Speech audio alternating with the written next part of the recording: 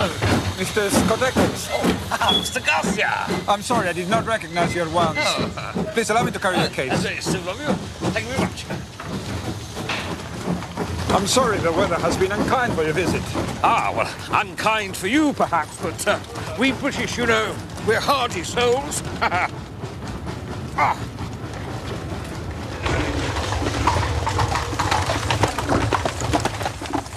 The county of Surrey is particularly interesting as far as maps are concerned.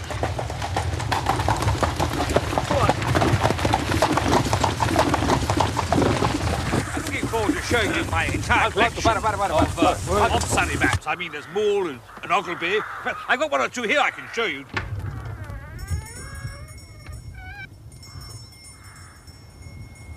He used to draw one or two.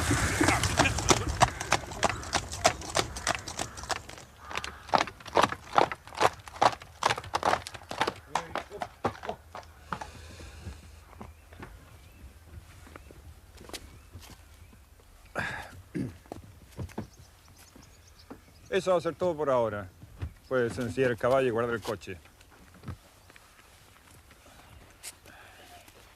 Ah, this is your house, is it? Yes, please. You're welcome. It's very nice. Very nice. I suppose, Watson, we must look upon you as a man of letters. How do you define the word grotesque? Grotesque? Oh, strange? Remarkable? No. Surely, there's more to it than that. Some underlying suggestion of the tragic, the terrible. If you cast your mind back to those narratives with which you've inflicted a long, suffering public, you will see how often the word grotesque has deepened into the criminal.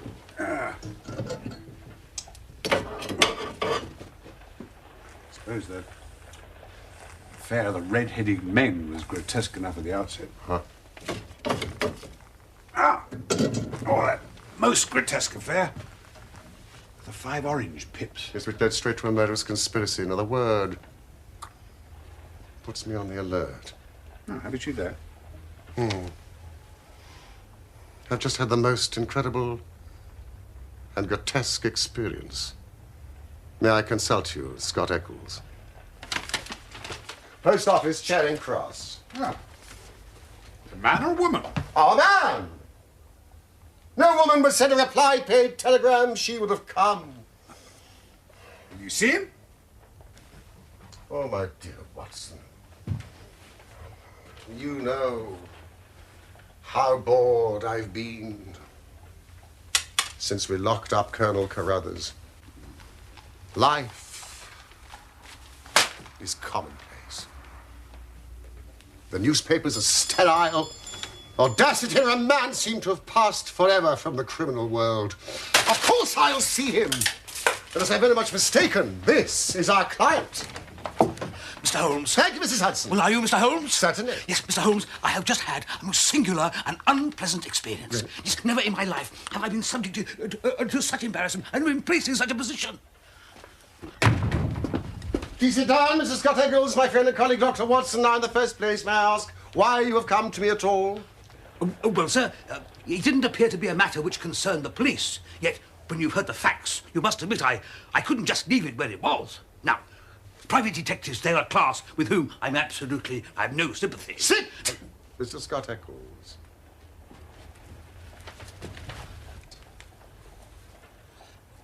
Well, nonetheless, having heard your name, Right, I sir. decided... Now, in the second place, why did you not come to me at once? What do you mean? Well, it is now 2:15. The telegram was dispatched about 1. No one could glance at your toilet and attire without seeing that your disturbance dates from the moment of your waking. What? You're right, Mr. Holmes. Yes, I never gave a thought to my toilet. I was only too glad to get out of such a house. Oh, no, thank you. No. You see, I've been running round making inquiries before I came here. See, I called at the house agents, you know. Oh, yes. And they said that Mr. Garcia's rent was paid up all right, and that everything was in order in Wisteria Lodge. No, come, sir.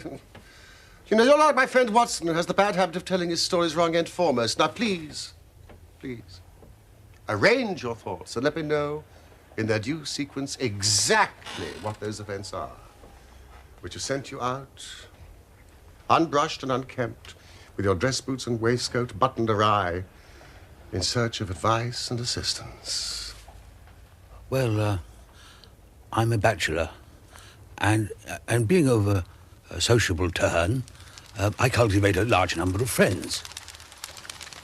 At the table of one of them recently, I met a young fellow named Garcia, a pleasant chap of Spanish descent, connected in some way with the embassy.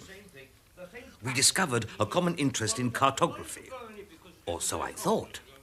That's the study of old maps. The plan was to retrace Surrey as Thomas Moole engraved it some 50 years ago.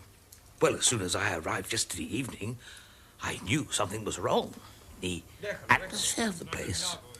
The house was tumbled down, depressing.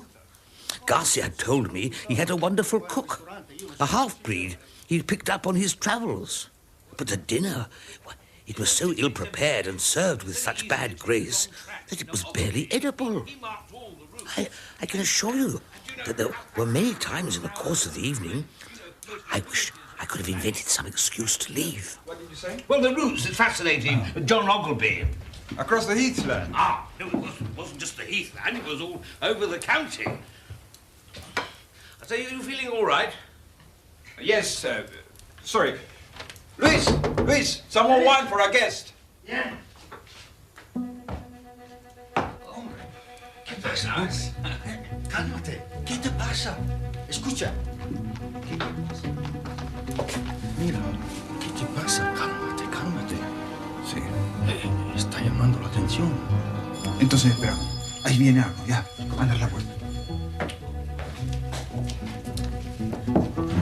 Are we expecting company?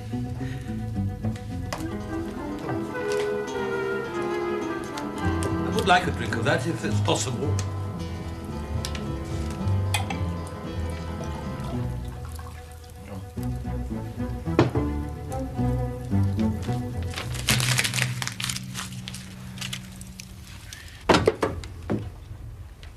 And he made no remark as to the contents of the note? None. But from that moment, he gave up all pretense of conversation. He just sat there, smoking these endless cigarettes. About 11, I was glad to get to bed. 2 hours later, he looked in at my door. Did you ring? Did I ring? Ah, please, don't wake up. It's nearly 1 o'clock. Please go back to sleep. Good night. And now I come to the amazing part of my tale.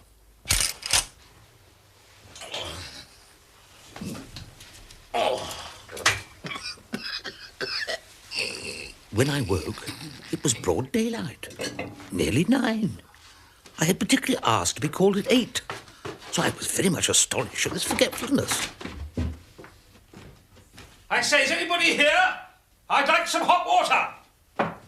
I rang for the servant. There was no response. Somebody?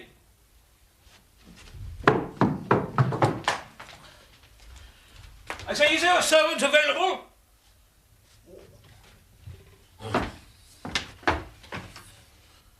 Oh, this is damnable.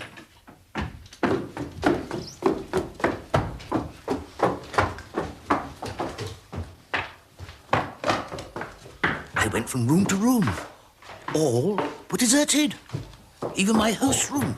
The bed had never been slept in. Foreign host, foreign footman, foreign cook, all vanished in the night.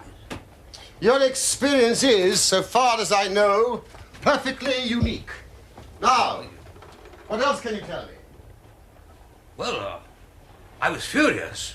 I packed my bags, and I banged the front door behind me, and I set out for Esher. And then I called at Allen Brothers, the land agents, and found it was from them that the villa had been rented. Rented? Well, you see, I couldn't believe that they'd gone simply to make a fool of me. I thought, you know, it must be the rent. But I was wrong. See, the agent thanked me for my warning, but said that the rent had been paid in advance. By the Spanish embassy, I imagine. I called at the Spanish embassy. The man is unknown to them. I also asked my friend who introduced us, and he seemed to know less about Garcia than I did. Now, this house.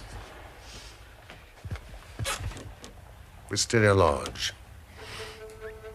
I wonder if it's still as you left it. What's troubling you, Watson? Well, I fear some mundane explanation for events may await us upon our arrival. It's possible we can thank our lucky fate, which has rescued us for a few hours from the insufferable fatigues of idleness.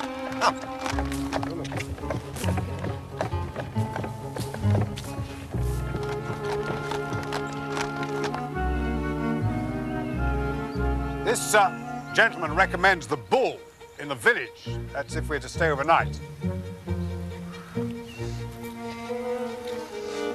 I asked him if he knew Garcia or his servants. Did he? No. Nothing unusual about the outside. Let's see what the interior holds for us. I don't suppose we can be charged with housebreaking, can we?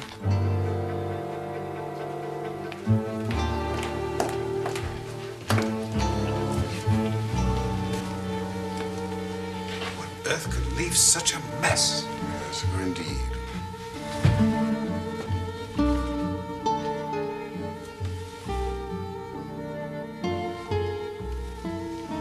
Glance around the house.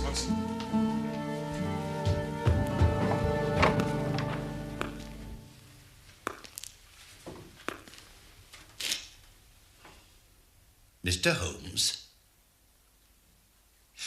Welcome to Wisteria Lodge, Mr. Holmes. Inspector Baines of the Surrey Constabulary. This is Constable Downing. And you are Mr. John Scott Eccles of Popham House, Lee. I am. Oh, Mr. Scott Eccles, we've been following you about all the morning. You traced him through his telegram, I presume. Exactly, Mr. Holmes. We picked up the scent at Charing Cross Post Office. But what do you want? Why'd you follow me? We wish a statement, Mr. Scott Eccles, as to the events which led up to the death of Mr. Aloysius Garcia of Wisteria Lodge, near Esher. Dead, did you say? Oh, yes, he is dead, yes. But how? An accident? Murder, sir. If ever there was one on earth. Oh. Oh, God, this is awful. And you don't mean that I'm suspected? Well, sir, your note was found on the dead man's body. And from it we learned that you had planned to stay here in this house last night. So I did. Oh, you did you? Wait. Baines, I mean, surely all you need is a simple statement. Yes, Mr. Holmes, but it is my duty to warn Mr. Scott Eccles that it may be used against him. Ah, this is my friend and colleague, Dr. Watson, Inspector Baines. Yes, of course. Doctor, your attention. Oh, Mr. Scott Eccles, you look as if you could do with a drink. I found some brandy in the library. If you follow me, I'll show you where it is. I don't know. Oh, thank you. El perro está manchando tu vestido blanco. No me importa, no me importa.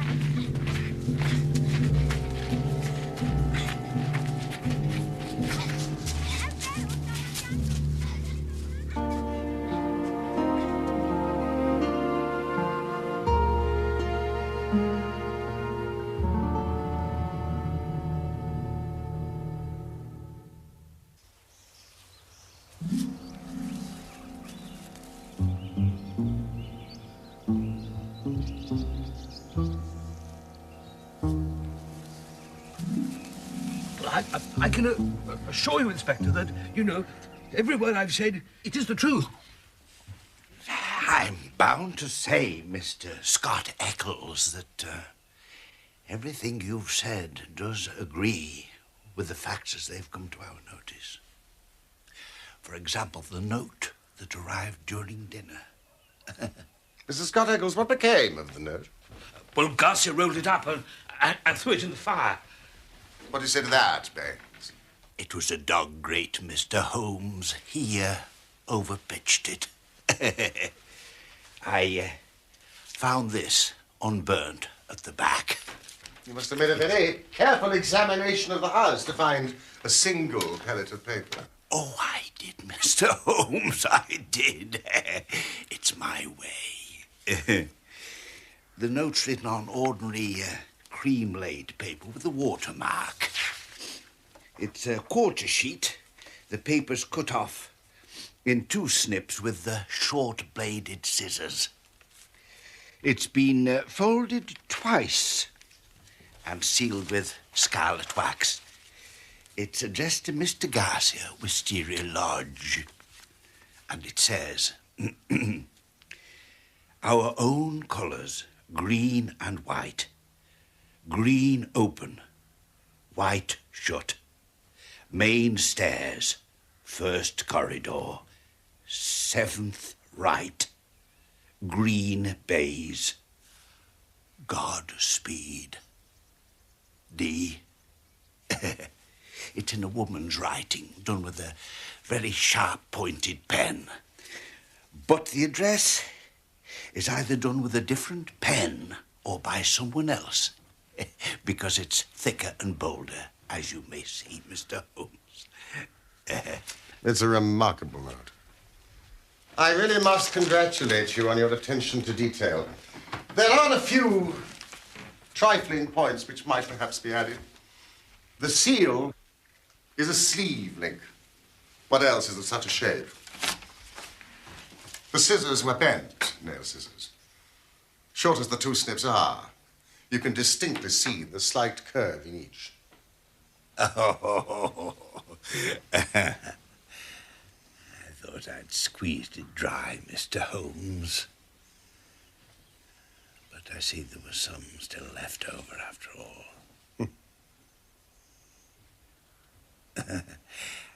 I'm bound to say that I make nothing of the note, except that something's on hand and woman, as usual, is at the bottom of it.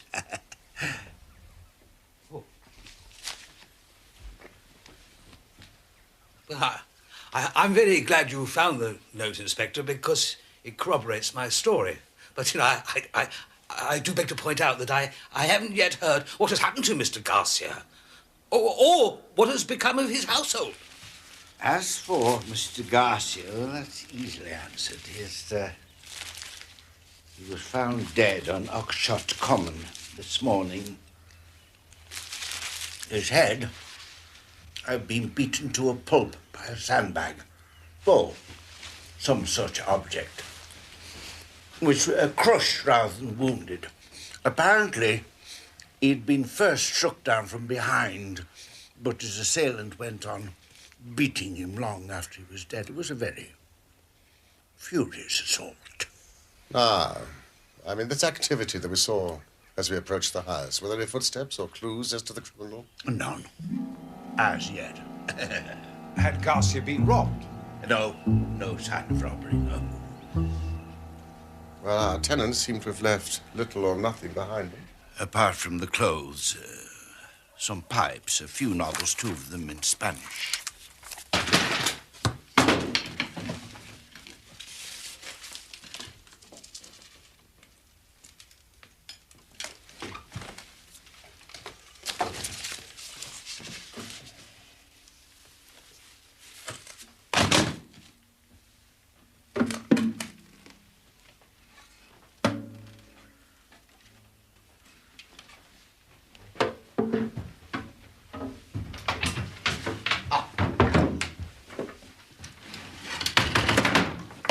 One of them is missing.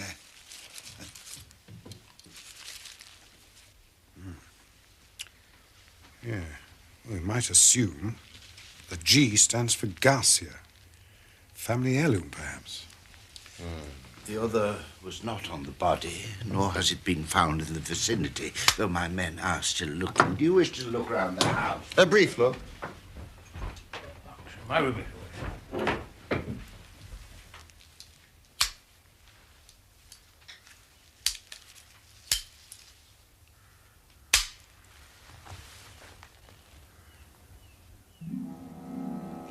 Holmes. Holmes!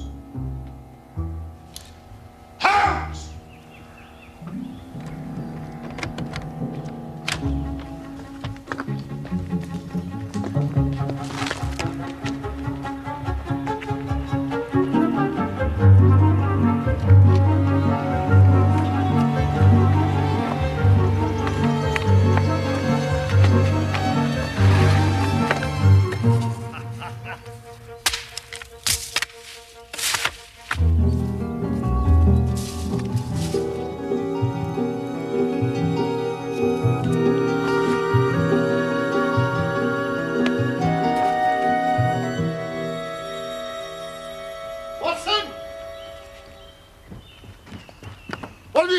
Could have been the devil for all I know. Staring eyes at the window. Negroid features, mulatto-like. He's got away across the fields. Maybe just as well. I don't think I could have laid hands on him. Ah, but it is. If he is all the same scale as his foot, then he is certainly a giant. Well, whoever he was, whatever he wanted, is gone for the present. And we have more important things to attend to.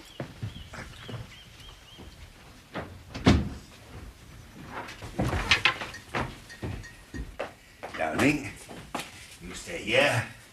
And you, sir, shall come to the station with me. Yes, sir. And let me have a written statement. Yes, certainly. I'll come at once. I hope you don't mind our collaborating with you, Inspector. Highly honoured, Mr. Holmes. Highly honoured. Inspector, is there any clue as to the exact hour of the man's death? 1 o'clock.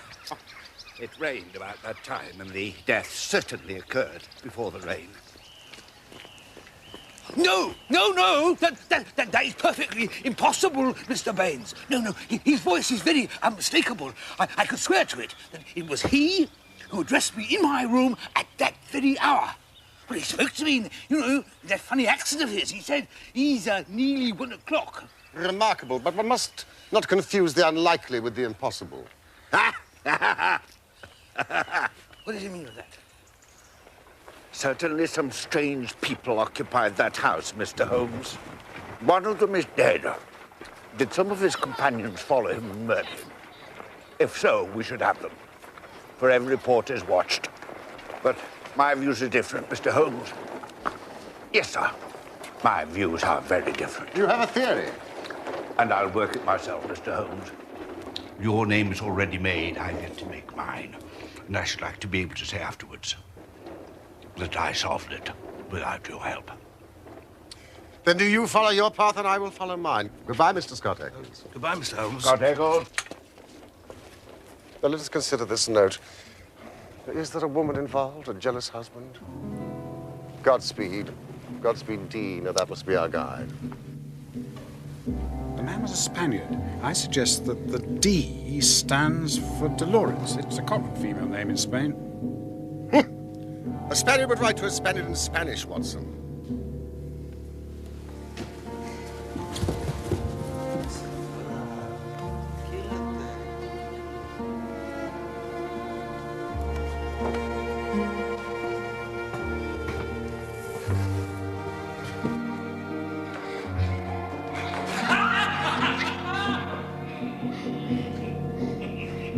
Siéntete. ¿Qué le pasa? ¿Cree que no se siente muy bien? Silencio, niñas.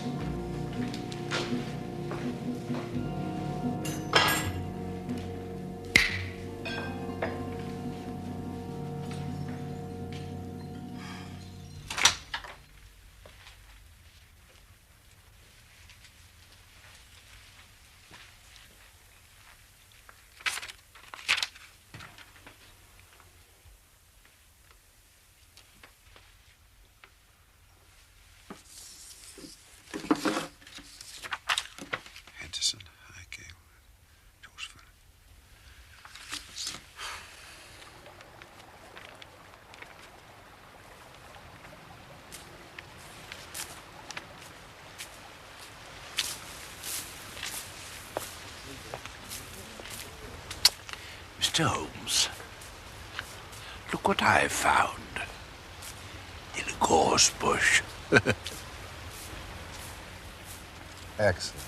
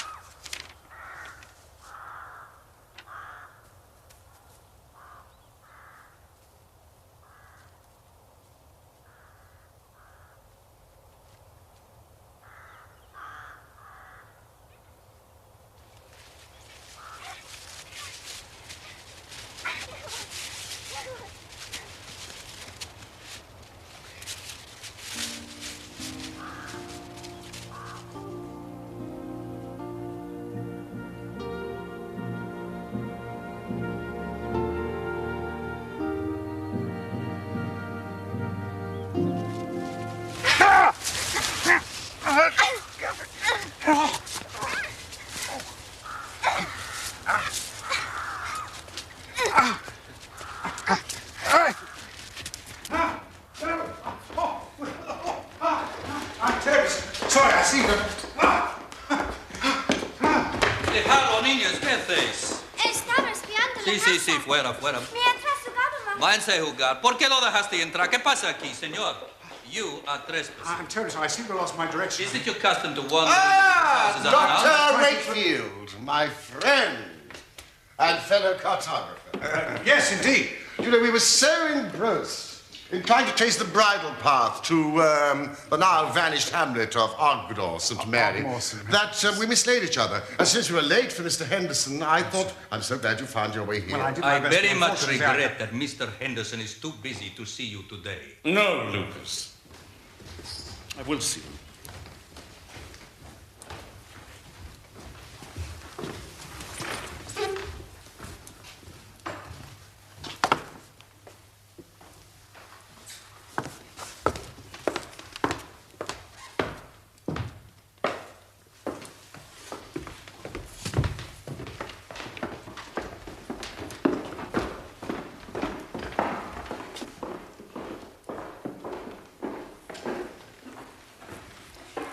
Gentlemen.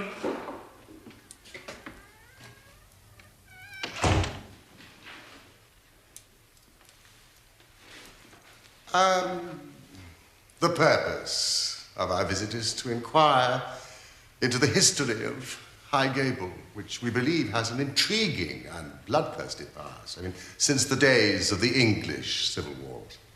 I would have no knowledge of that. I'm only a recent invader. Ah. But there are local records in the library. There are no records of any past violence in this house.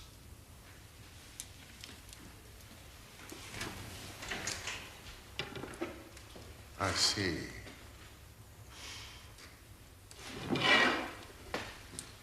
Then I will detain you no more. Good day.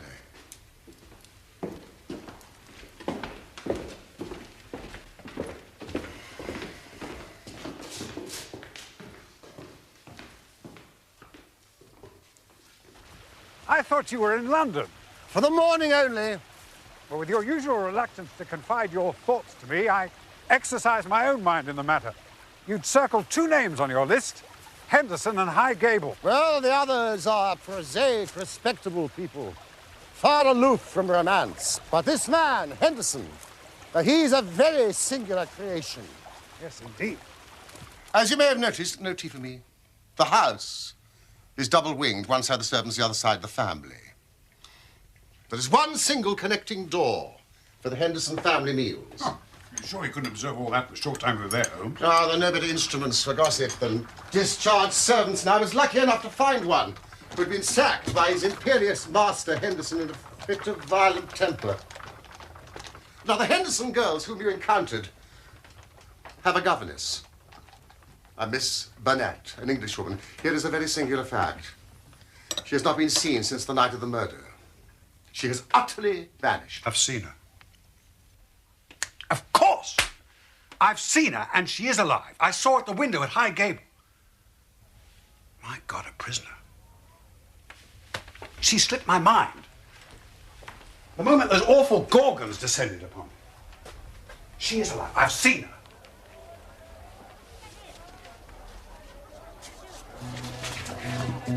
That's the man I saw and chased. Baines has arrested the wrong man. Come, Watson, quick.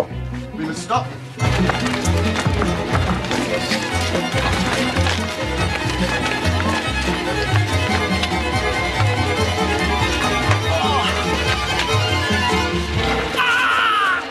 Is he the murderer? Did he kill the Spaniard on the common? Where did you capture him?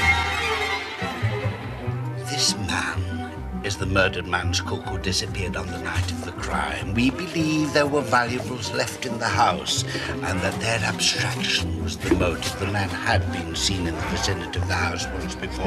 The second time, subdue him, Higgins, blanket out. The second time, we left an ambuscade for him, and we shall be applying for remand when the prisoner is brought before the magistrates. That will be all for now, gentlemen. Thank you very much. Was it on the... Where did you capture him? Baines, I am not convinced that you are on the right line. Mr. Holmes doesn't want you to commit yourself too far unless you're sure. Oh, you're very kind, gentlemen. But, we did agree to work on our own lines, didn't we? And that's what I'm doing. You're welcome always to my news. This fellow's as strong as a cart horse and fierce as the devil. He nearly bit off Constable Downing's thumb before they managed to master him. He speaks hardly any English, and we can get nothing out of him but grunts. And you think that you have evidence that he murdered his late master? I didn't say so, Mr. Holmes. I didn't say so. We all have our own little ways. You will go yours, and I will go mine. That was the agreement. Sibley. I think Baines is riding for the fall. I'd have to agree with you there.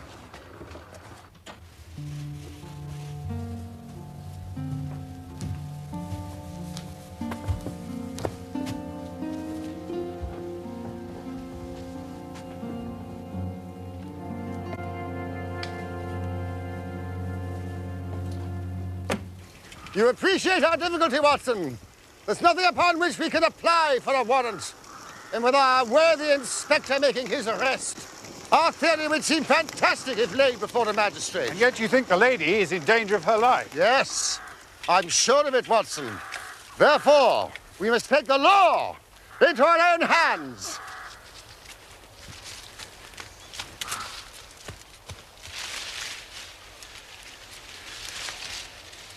Top left bay. Ah, we could reach it from that outhouse.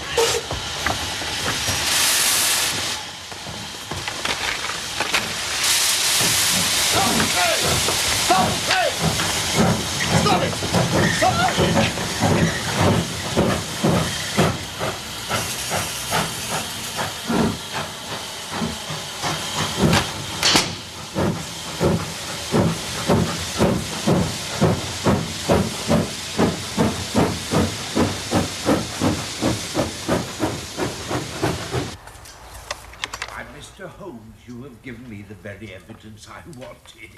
We were both on the same scent from the start. But you were after Henderson, too? Why, so well, you first, and then, Dr. Watson here came crawling through the undergrowth at High Gable. I was up a tree observing you both. It was just a question of who got the evidence first. Why did you arrest the mulatto? Well, I was sure that Henderson, as he calls himself, felt he was suspected, and he would make no move so long as he thought he was in danger, so I arrested the wrong man. You know, you will rise high in your profession, Inspector. Oh. You have instinct and intuition. Thank you, Mr. Holmes. But we can't arrest without Miss Burnett's evidence, can we? I shall be able to give you that in a moment, but tell me, who is this man, Henderson? He's Don Murillo, known as the Tiger of San Pedro. One of the most dangerous men out of Central America. Oh, indeed. A most lewd and bloodthirsty tyrant. Who imposed his odious vices upon a cowering people for almost 12 years. Was it the San Pedro colours, green and white, that first put you onto it? That and my visit to London, to the Spanish Embassy and the Foreign Office. No, please, this is your case, Inspector. Oh. 5 years ago, there was a rising against the tyrant. But it was an empty palace they stormed. Don Murillo, his secretary, 2 children, and all the wealth had escaped by ship. And from that moment, they disappeared from the face of the earth. His identity has been a subject of constant comment in the European press. We discovered him a year ago. Miss Burnett, how came you into this matter, Miss Burnett? An English lady in such a murderous affair. Because there is no other way in the world by which justice can be gained. What does the law of England care about the rivers of blood shed so many years ago in San Pedro, or the shipload of treasure that this man has stolen from us? To you, they're like crimes committed in some other planet. We know. My real name is Signora Victor Durando. My husband was the minister of San Pedro in London. He met and married me there.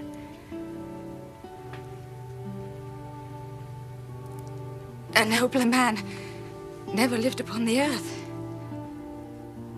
Unhappily, Murillo heard of his excellence and recalled him on some pretext and shot him by a stroke of premonition. My husband had refused to take me with him. Then came the downfall of the monster. He escaped, as you have described, but the many whose lives he had ruined, whose loved ones had suffered torture and death at his hands, would not let the matter rest. We banded ourselves into a society which would never be dissolved until the work was done. It was my part to attach myself to his household and keep the others in touch with his movements. I secured the position as governess. Dejarlas son la luz de mis ojos.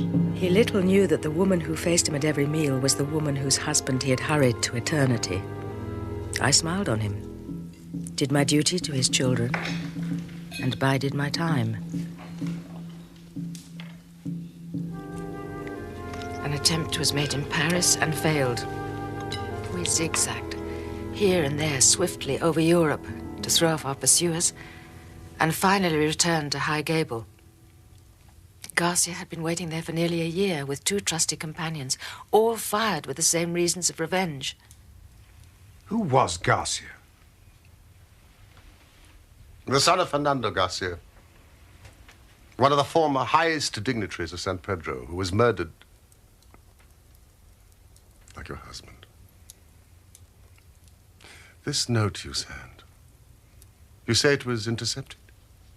During the day, Murillo took every precaution and never went out save with his satellite, Lucas. Even at night, the man was forever on the alert and continually changed his room. We had arranged that I would send Garcia final instructions. The doors would be open, and the signal of a green or white light in a window which faced the drive was to give notice if all was safe, or if the attempt had better be postponed.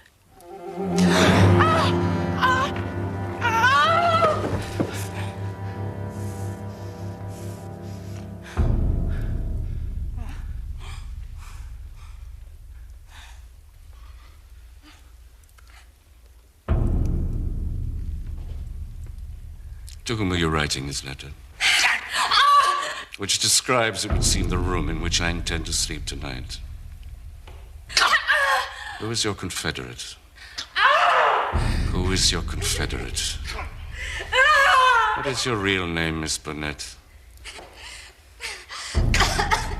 My name is Jorando.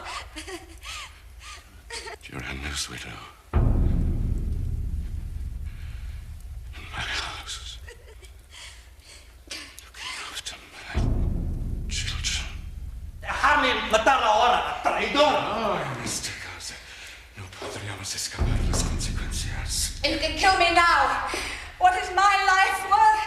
You have destroyed everything that I love. Who are you writing to? Tell me, Senora Durando. Who? It's a name you fear. He is waiting for you.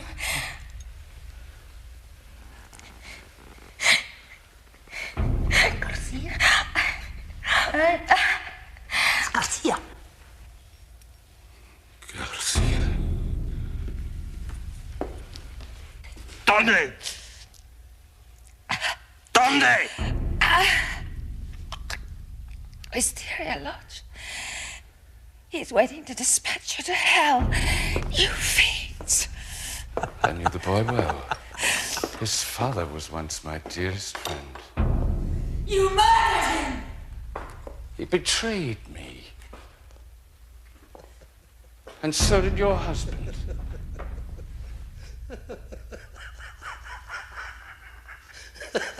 And now they send the wives and sons. Will you never learn? I am indestructible.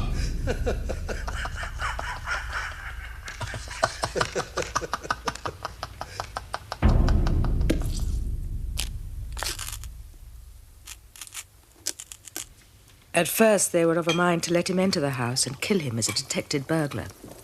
But they feared the inquiry might publicly expose them.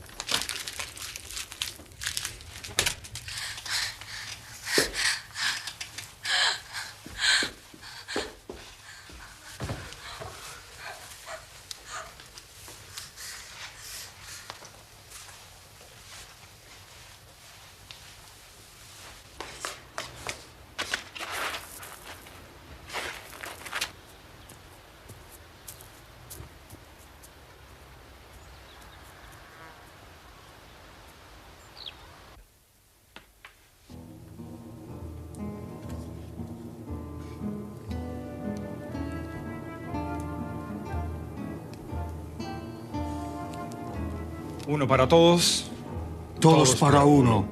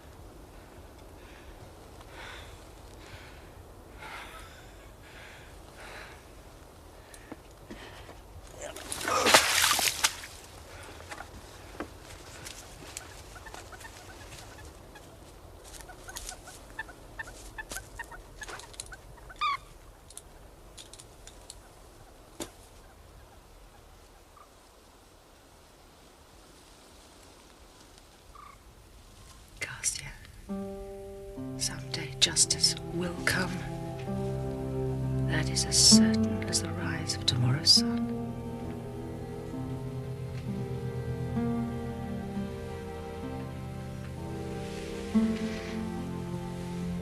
I have no doubt that my life, too, hung in the balance. For most of the time, I was confined to my room, terrorized by the most horrible threats to break my spirit. Occasionally, I was allowed out, but only when they had first drugged my food. And it was in this state that you found me at the station. And thanks to this good man, I am beyond their power forever.